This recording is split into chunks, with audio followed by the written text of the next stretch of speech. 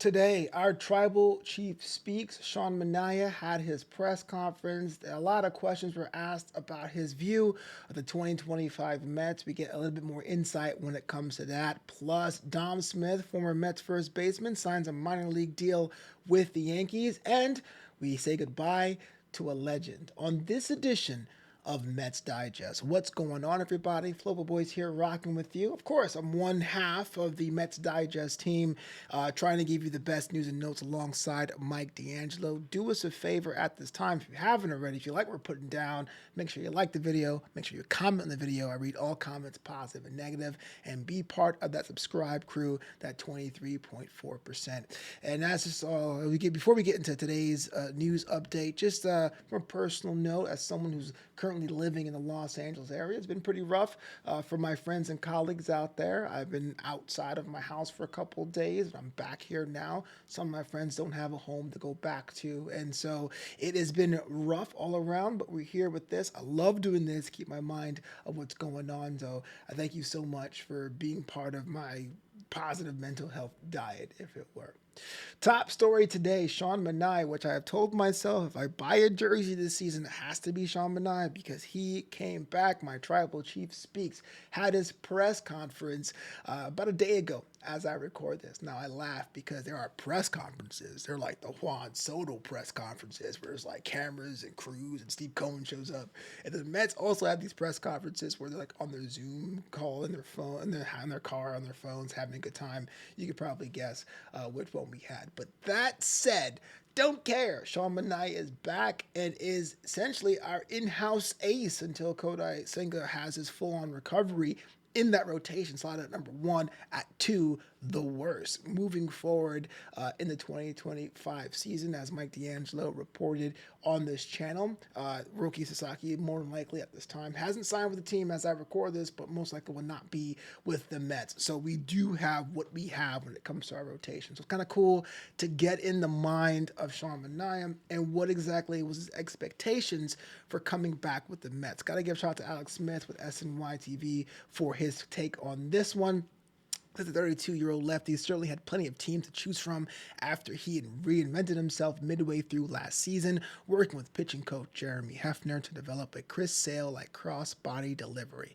But at the end of the day, Queens was always where he wanted to be. And Manaea says this, quote, "I think just based off of last year with the coaching staff and everything we had going on, I thought it was a perfect fit. I know Talat, my wife now, she loved it on the family side as well, and just organizationally, I thought they did a lot of great things. I learned a lot from Hef and the rest of the staff, and overall, I was very, very happy with my time there. When they reached out and said they wanted to reunite, I knew that was kind of a top priority, and that, to me, says a lot. Yes, we have Steve Cohen, one of the richest owners in baseball. And yes, there's the mythical pitching lab that we keep hearing about when it comes to this. But ultimately, to make a team work in the short term and long term, you can't throw money at it. You got to have a culture, you got to have the tools, you got to have the staff. Staff's been built up, the tools are there.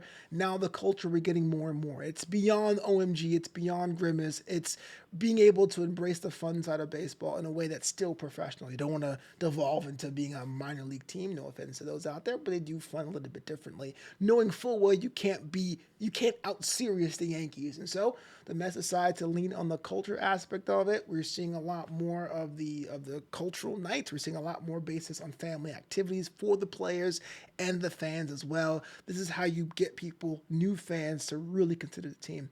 What I really like, that was kind of the deciding factor. We're seeing that more and more with the free agents who decide to sign with New York. And shout out to Sean Manaea for saying that and really putting us into a scope of what the team's going to be next season. But of course, the biggest question mark for the team, because we still have a lot of question marks, let's be real. I mean, McNeil, Marte, are we going to really use Luis Angel Acuna as much as we did down the stretch last season, or less or more? Or is he trade bait? Is Brett Baty going to be back? We don't know. Is Pete Alonso? Pete Alonso is far and away the biggest question mark we have right now. Manaea was asked about Pete and whether or not he wants Pete back. And guess what? Manaea, our tribal chief, the guy who's locked in, really wants Pete to be part of the equation. New York Post reports, quote from Manaea, "I'm always going to support him," that's Pete, "and I'd definitely love to have him back on the Mets and be our first baseman," Manaea said. "Hopefully we can get that done, but whatever happens, I'll be happy for him." The two have spent most days at diesel optimization in Tampa, although Manaea said Alonso shows up earlier than I do. Yeah, it's kind of interesting that diesel optimization got a name drop from Manaea on that press conference, and had to give a shout out to Laura Albanese over at New York Newsday for actually saying, wait, just to clarify, you're saying this spot as well. But that says, looking for, I know it's kind of a loaded question. You don't want to be like, oh, this guy sucks. But the idea he's training side by side with Alonso, who's seeing that he's putting the work in the offseason, is very important, not for Pete, to make sure he can extend his career. But as this goes on, this Pete Alonso, will he, won't he sign, for how long? There are some fringe Mets fans who are tired, who are kind of like, what's going on? Maybe Pete's being selfish. Maybe Pete's being greedy. But the fact you have someone who is a locker room leader in Manaea saying, hey, look, Pete's still here doing the work, keeping his head down, keeping himself sharp to really work on the things that pretty much, if I could be bold, put him in a situation of his extended not being signed period. Well, that's good.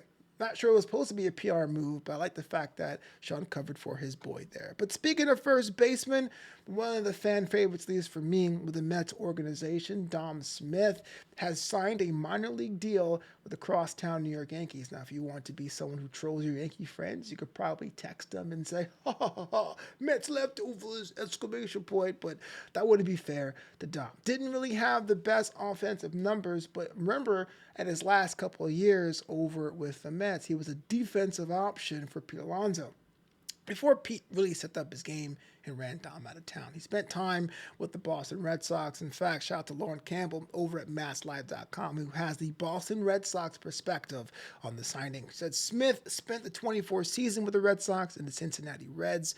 During his time in Boston, Smith quickly became well-liked among the fans because no one hates Dom, let's be real. But once Tristan Casas was activated from the injured list, Boston designated Smith for assignment before ultimately releasing him.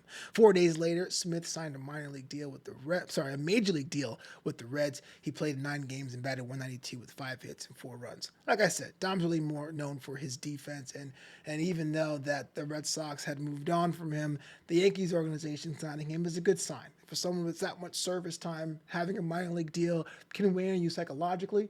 As someone who lives out here in Southern California, I think I've met Dom's uncle a couple times as my Uber driver. No shade. I'm just saying that's the kind of way it works sometimes. We talked about Dom and how he wanted to really be a face of the Mets franchise when he was a Met there in that time. And you really want to see guys do well. But a minor league deal this late in your career could be the fire to ignite, or if it burns, that's a whole other issue. But I really wish him the best for Dom in the 2025 season. And finally tonight, the Mets have lost a legend. Felix Mantilla, who was a member of the 1962 Mets, dead at the age of 90. You know, this team means so much to me. And to be able to be on the ground floor and be in the inaugural season and being part of that first-year roster is a remarkable feather in the cap there. So Mantilla and his family, surprised by his family, wishing you the best during this difficult time. That does it for me on this edition of Mets Digest. Again, myself or Mike D'Angelo will be back with more news and notes you can shake a stick at. We might get some clarity on the Pete Alonso situation and even the infield situation as we move closer to spring training and opening day. As always, for me, it's LGM to the bitter end.